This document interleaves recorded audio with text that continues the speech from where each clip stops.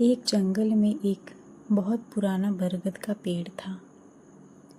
उस पेड़ पर घोंसला बनाकर एक कौवा कौवी का जोड़ा रहता था। उसी पेड़ के खोखले तने में कहीं से आकर एक दुष्ट सर्प रहने लगा। हर वर्ष मौसम आने पर कौवी घोंसले में अंडे देती और दुष्ट सर्प मौका पाकर उनके घोंसले में जाकर अंडे खा जाता।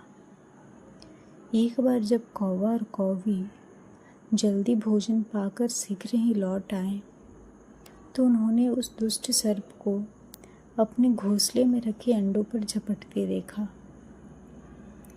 अंडे खाकर सर्प चला गया। कौवे ने कौवी को ढांढस बंधाया, प्रिय, हिम्मत रखो, अब हमें शत्रु का पता चल गया है, कुछ उपाय भी सोच लेंगे। कौवे ने काफ़ी सोच विचारा और पहले वाले घोंसले को छोड़ उससे काफ़ी ऊपर टहनी पर घोंसला बनाया और कौवी से कहा, यहाँ हमारे अंडे सुरक्षित रहेंगे। हमारा घोंसला पेड़ की चोटी के किनारे निकट है और ऊपर आसमान में चील मंडराती रहती है। चील सांप की बैरी है। दुष्ट सर्प यहाँ तक आने का साहस नहीं कर पाएगा। कौवे की बात मानकर कौवी ने नए घोंसले में अंडे सुरक्षित रहें और उनमें से बच्चे भी निकल आए। उधर सर्प उनका घोंसला खाली देखकर यह समझा कि उसके डर से कौवा कौवी शायद वहाँ से चले गए हैं, पर दुष्ट सर्प टोह लेता रहता था। उसने देखा कि कौवा कौवी उसी पेड़ से उड़ते हैं और वहीं लौटते हैं। उसे यह समझते देर नहीं लगी कि उन्होंने नया घोंसला उसी पेड़ पर ऊपर बना रखा है। एक दिन सर्प खोह से निकला और उसने कौवे का नया घोंसला खोज लिया। घोंसले में कौवा दंपत्ति के 3 नवजात शिशु थे। दुष्ट सर्प उन्हें एक एक करके घपाघप निगल गया और अपने खोह में लौटकर ढकारे लेने लगा। कौवा और कौवी लौटे तो घोंसला खाली पाकर सन्न रह गए। घोंसले में हुई टूट फूट व नन्हे कौवों के कोमल पंख बिखरे देखकर वह सारा माजरा समझ गया। कौवी की छाती तो दुख से फटने लगी। कौवी भिलक उठी। उसने बोला, तो क्या हर वर्ष मेरे बच्चे सांप का भोजन बनते रहेंगे? कौवा बोला, नहीं, यह माना कि हमारे सामने विकट समस्या है, पर यहाँ से भागना ही उसका हल नहीं है। विपत्ति के समय ही मित्र काम आते हैं। हमें लोमड़ी मित्र से सलाह लेनी चाहिए। दोनों तुरंत ही लोमड़ी के पास गए। लोमड़ी ने अपने मित्रों की दुख भरी कहानी सुनी। उसने कौवा तथा कौवी के आंसू पोंछे। लोमड़ी ने काफ़ी सोचने के बाद कहा, मित्रों, तुम्हें वह पेड़ छोड़कर जाने की ज़रूरत नहीं है। मेरे दिमाग में एक तरकीब आ रही है जिससे वो दुष्ट सर्प से छुटकारा पाया जा सकता है। लोमड़ी ने अपने चतुर दिमाग में आई तरकीब बताई।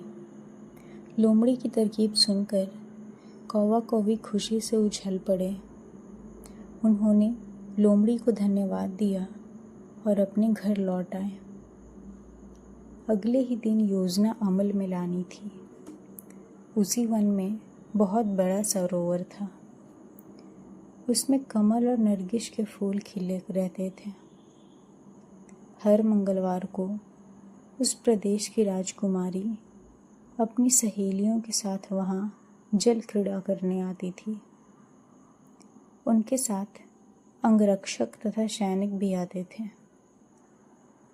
इस बार राजकुमारी आई और सरोवर में स्नान करने जल में उतरी तो योजना के अनुसार कौवा उड़ता हुआ वहां आया। उसने सरोवर तट पर राजकुमारी तथा उसकी सहेलियों द्वारा उतार कर रखे गए कपड़ों व आभूषणों पर नजर डाली।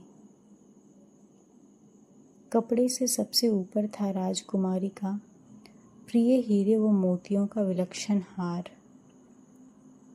कौवे ने राजकुमारी तथा सहेलियों का ध्यान अपनी ओर आकर्षित करने के लिए कांव कांव का शोर मचाया। जब सबकी नज़र उसकी ओर घूमी तो कौवा राजकुमारी का हार चोंच में दबाकर ऊपर उड़ गया। सभी सहेलियां चीखीं, देखो देखो, वह राजकुमारी का हार उठाकर ले जा रहा है।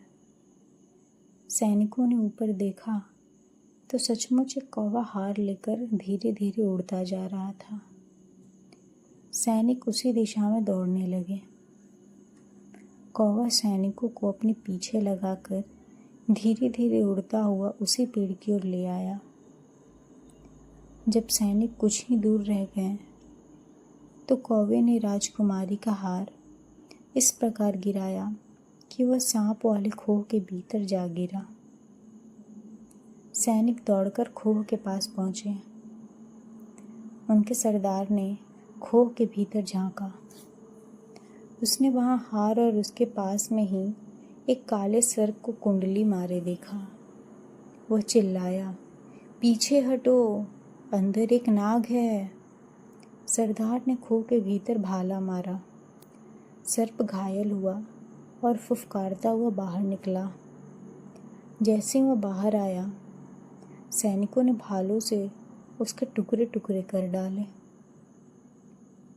इस प्रकार इस कहानी से हमें यह सीख मिलती है कि सूझबूझ का उपयोग कर हम बड़ी से बड़ी ताकत और दुश्मन को हरा सकते हैं। बुद्धि का प्रयोग करके हर संकट का हल निकाला जा सकता है। धन्यवाद।